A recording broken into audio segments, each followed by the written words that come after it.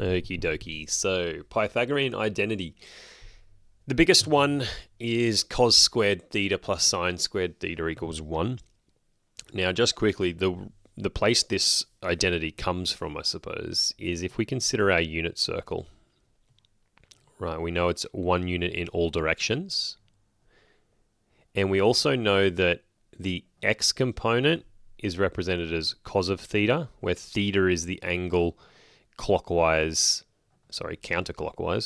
from the x-axis, and sine theta is the vertical component of that point as it rotates around the circle.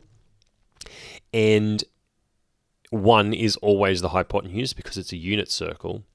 And because this is always a right-angled triangle, we get Pythagoras' theorem, which says that let me do this step by step here instead of bouncing all over the place. We get, if we have a triangle, right-angled triangle, A, B, and C, we get A squared plus B squared equals C squared, the hypotenuse squared. And for this specific triangle, we get sine squared theta plus cos squared theta equals 1 squared, which is just 1, which is the Pythagorean identity here. Now, these are both variations of the Pythagorean identity as well. This one just comes from dividing everything in the expression by cos squared theta. When you do 1 divided by cos squared theta, I'll just do this one, and the third one I'll explain as well. The second one here, if we take our normal Pythagorean identity, cos squared theta plus sine squared theta equals 1, and we divide them all by cos squared theta, every single thing here by cos squared theta, we get 1, because something divided by itself is 1. Sine over cos is tan. In this case, it's tan squared, but it's still tan. And the right-hand side is 1 over cos squared, which is sec squared theta. So that's the second identity there. The third identity comes from the exact same thing, except instead of dividing by coses, you will divide by sines, and you will get the third identity. So they are all expressions which mean the same thing, but the main one here that you'll need to memorize or remember, you don't need to memorize it, it is on your formula sheet, but worth memorizing. Cos squared plus sine squared equals 1. Okay, now the main application of that is a rearrangement of this. Because if we, for example, I'll do it again from the start, good habit to get into, cos squared theta plus sine squared theta equals 1. If instead of dividing through to get these different identities, I'm just going to, for example, subtract sine squared theta from both sides of this expression, and just rearrange it to get an expression for cos squared theta. So cos squared theta is going to equal this 1 minus sine squared theta. And you can also do the same thing by subtracting cos from both sides to get sine squared theta equals 1 minus cos squared theta. And this comes up all the time, particularly in Unit 4, when we start doing some calculus with trig functions as well. It's really handy to be able to quickly switch from cosines into sines, or rather an expression in terms of sine, and sines into an expression in terms of cos. I actually think this comes up in methods as well. I'm not certain if it's in the syllabus or not, I'm trying to recall, but I recall one of the previous external exam questions, like from last year, one of the complex unfamiliars involved this transposition of turning coses into sines or something like that. So just keep in the back of your mind that if you need to, you can turn only when they're squared, but cosine squareds into sine squareds, and vice versa, sine squareds into cosine squareds. So that's the Pythagorean identity, I guess, in a nutshell, where it comes from and some things you can do with it with basic algebra. Now, a couple more niche, I suppose, applications that might pop up from time to time. An example here of going from a cosec x, not a squared, but a regular cosec x, which you know is the reciprocal of sine, turning that into a cos of x. So in order to do this, we are going to first of all represent this in terms of sine. So if cosec x equals 7 over 4, that means 1 over sine of x equals 7 over 4. And if you flip both of those, you get therefore sine of x is equal to 4 over 7.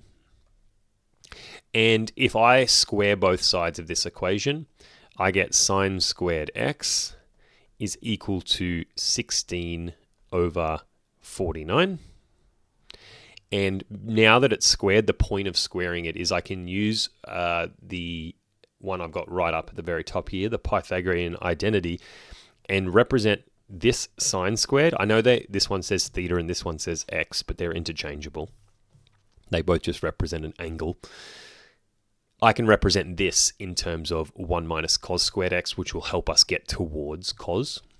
So from here, I'm going to say, therefore, cos squared x is going to be 1 minus, oh sorry, I'm not actually using this one above. Let me just scroll up a tiny bit. I'm using this one here. This cos squared theta equals 1 minus sine squared theta. So I've got cos squared x equals 1 minus whatever sine squared x is, which is 16 over 49. There we go. Just to make that simpler, that's 49 over 49 minus 16 over 49. Which is going to get us 49 minus 16 is 33 over 49. But of course, I'm not actually interested in what cosine squared x is. It says that I want regular cos of x. So all I'm going to have to do is square root both sides of this equation. And I get cosine of x is equal to plus or minus the square root of 33 over 7. Square root the top and the bottom. Top can't be square rooted, so I'll leave it as that, but square root of 49 is 7. Plus or minus root 33 on 7. But the thing is, I suppose that can be a final answer. I'm just considering the initial condition here. So sine of x is positive. So that means that I'm going to be in the first two quadrants. So this is something to consider as well. You can see it here. But sine of x is positive, so that means that in my, draw this over to the side here, in my quadrants here, I am above the x-axis because sine is positive up here. And cosine can be positive or negative, I suppose, because I could have a solution here and I could have a solution here. So cos would be negative over here, that's cos, and cos would be positive over here. And because it hasn't explicitly told me a domain in which that I'm solving this, so to speak, both of those solutions are valid. So I think I'll just leave it as plus or minus root 33 on 7. If I was going to do this second one here, they give me a value of sec of x, and it tells me that it's negative. So if I was going to do part B, I might actually do both of these in this video. This is not going to be too long of a video. So I'll give myself a bit more space here. This sec of x1, so that's A up there. This is B now. Excuse me. Sec of x equals minus 3 on 2. So I'm going to quickly go through this whole process, show a bit less working. So if sec of x is minus 3 on 2, cos of x is going to be minus 2 on 3. And therefore cos squared x is going to be equal to 4 on 9. And therefore sine squared x is going to be 1 minus 4 on 9, which is 5 on 9.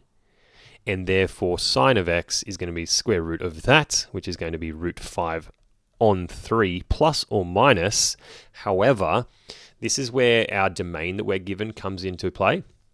So it tells us that sec is negative, which means cos is negative, and cos is negative over on the left-hand side. So I can ignore all that. So both of these would be valid solutions, except it's telling us that the value that we're looking for is between pi on 2, which is up here, and pi, which is here, which means I reject this, which means my only solution is up here where cos is negative, but sine is positive. So I'm going to say reject negative, and therefore my final answer, I'll just do it up here, therefore sine of x is equal to positive root 5 on 3. So if you get that domain restriction in the question, it just means when you get two answers, because you'll be square rooting, and of course you get two answers when you square root, we actually get to eliminate one of our answers and just have our positive answer for sine here. So, last kind of application of the Pythagorean identity, we've got a little proof here. Now, this is just going to be a direct proof. So, when you're doing a proof, this is just a little recap on proof as well. We're only going to manipulate one side and try and turn it into the other side. And when I'm looking at this, I'm going to start working with the left-hand side because there's something very clearly that I need to do to the left-hand side to make it look more like the right-hand side. Currently, I have not only got a fraction where I don't have a fraction on the right, but I have two fractions where I've only got one term on the right. So the first thing I'm going to do is get a common denominator down here, and then I can combine these fractions into a single fraction. So I'm going to cross multiply here, and I'm going to get 1 times this denominator, 1 plus cos theta. I'll do my due diligence and say 1 times, and then plus 1 times this denominator, all over these two denominators multiplied together. 1 minus cos theta times by 1 plus cos theta. Now I'm just going to tidy that up a little bit here. This is going to be just the brackets because it's 1 times it, right? So it's just this bracket plus this bracket. So it's going to be 1 plus 1, which is 2. And cos theta plus minus cos theta, which is nothing. So they get eliminated. And now I'm going to deal with my denominator. So the numerator is just 2. That's nice. Now the denominator, we need to do our binomial expansion. So 1 times 1 is 1. Then I've got 1 times cos theta, which is cos theta. And then negative cos theta times 1 is negative cos theta. They will cancel as well. And negative cos theta times positive cos theta is going to be negative cos squared theta, which simplifies to 2 over, now those cos thetas are going to cancel, plus and a minus, so I'm going to be left with 1 minus cos squared theta. And if we recall from up above, 1 minus cos squared theta, right here, is I'll highlight it for obviousness. Whoa, that's pretty cool. Anyway, 1 minus cos squared theta is sine squared theta using the Pythagorean identity. So this is where the identity comes into this little proof here. I recognize that 1 minus cos squared theta is sine squared theta. So in my next line of working, I'm going to represent the denominator as 2 over sine squared theta. And when you have a sine or a sine on the bottom, it's the same as cosec. So we get 2 lots of cosec squared theta, which is the right-hand side, which is what we wanted. So that's the proof done. I guess the takeaway from this sort of thing is it's really important that you, through practice, commit these Pythagorean identities to memory, particularly this first one, which appears by far the most. And in particular, you keep in the back of your mind always that if you have a sine and you need to turn it into a cos, you can by using the Pythagorean identity, if they're both squared. Right, so like down here, I'm doing a proof. I don't really know where it's going, but I see 1 minus cos squared theta, and it jumps into my mind what I need to do. Alternatively, if, like for example, in a test, right, perhaps you get to this point, you've combined your fractions together, got a common denominator, etc., and you get here and you don't really know what to do. At that point, you can start just working on the right-hand side and go, okay, well, cosec I know is 1 over sine, so maybe you'll turn it into 2 over sine squared theta. And then you're looking at the difference between these two fractions. You go, oh, okay, I remember now sine squared theta with the Pythagorean identity is 1 minus cos squared theta. and then that equals the left-hand side. And so that's also a way to solve the problem. But just make sure when you're doing your proofs, as a bit of a reminder, you don't work on the whole thing at the same time. You work on the left-hand side independently and the right-hand side independently, and your goal is to just get them to match, right? But you work on them independently. Anyway, that's a few applications of the Pythagorean identity. If you don't take anything else away, just remember this is your main identity to remember, and it helps you recall these two things, which can help you in a range of circumstances.